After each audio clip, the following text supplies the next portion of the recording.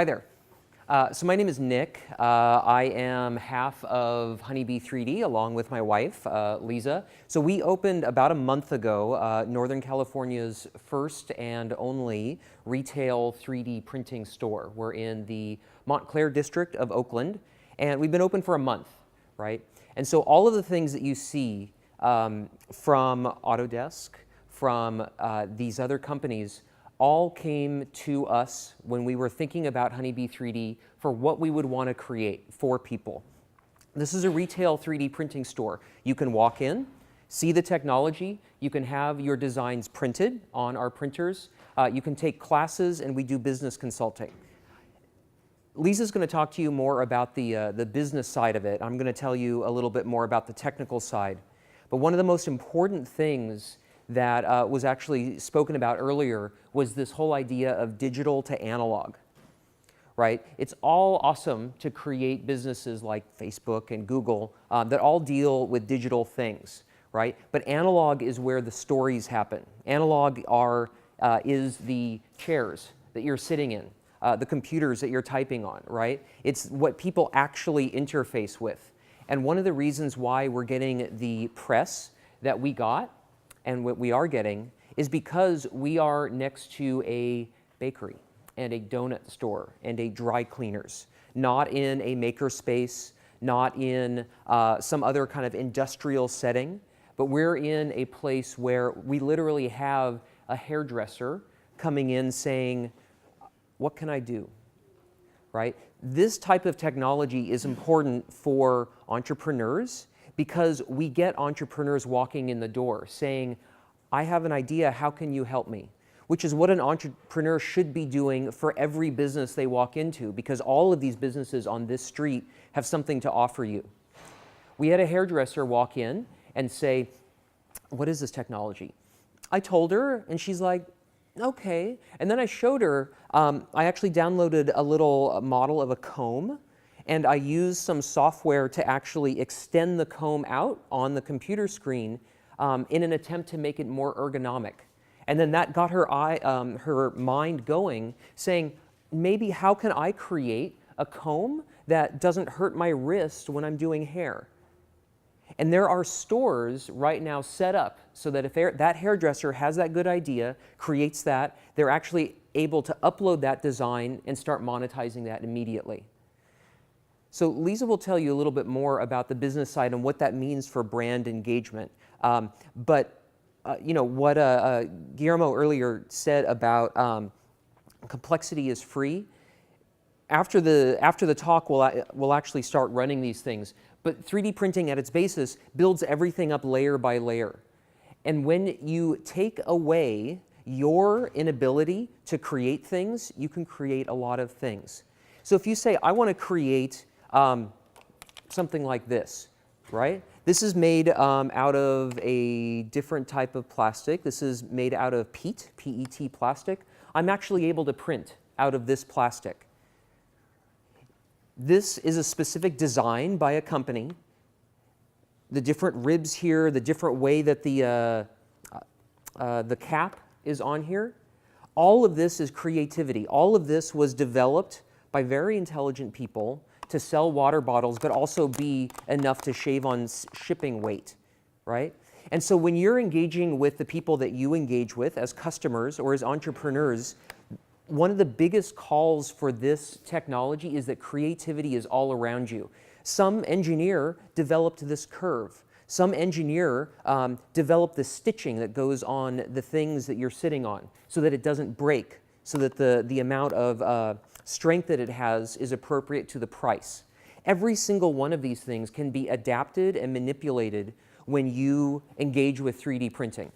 All of the choices that you are enjoying online on your MacBooks that you're typing on, all of the software interfaces somebody decided to create. Maybe something is curved in one way. Maybe there's a button in a certain place. 3D printing allows you to take that flexibility that you have in the software realm and change it for the physical realm. If something like this were created solid, like the walls of this were solid, great. 3D printing actually, if you were to carve out beautiful indentations of flowers or the names of each individual client that purchased this, it would actually cost less because you are using less material when you print it. So when you say complexity is free, actually complexity is a lot of times less expensive because as you take away things, the printing process doesn't care about complexity. So if you build in beautiful cutouts of this, it'll actually cost less to print.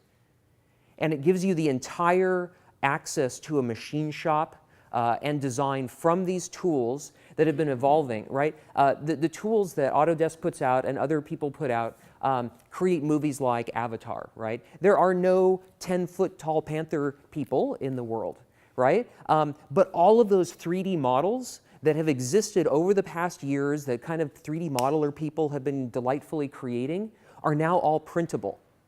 You go onto Google SketchUp, for example, right? Google Maps, all of that architecture, the Golden Gate Bridge, the Transamerica Building, all of those are 3D designs that are now remixable with Mesh Mixer and other tools, and then printable. So obviously art is impacted by this, but all sorts of things. So I can talk to you all more individually after this, but from my perspective, we have inventors coming in all over the place that were only stopped by their inability to have tools in their garage. This puts an entire machine shop in these people's hands and allows you to create products that adapt for the interests of your customers or create whatever you want. So I'll hand it over to Lisa. More? Do you have? Yeah, thank you. Thank you.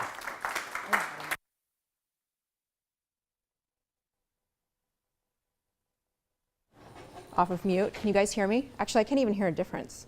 No, it's for the camera. Ah, okay, perfect. All right, excellent. So I'm going to switch gears a little bit. You guys have gotten an excellent education on what 3D printing is and basically what it can do for you. It is very true. You are on the forefront of a revolution, so it's super exciting.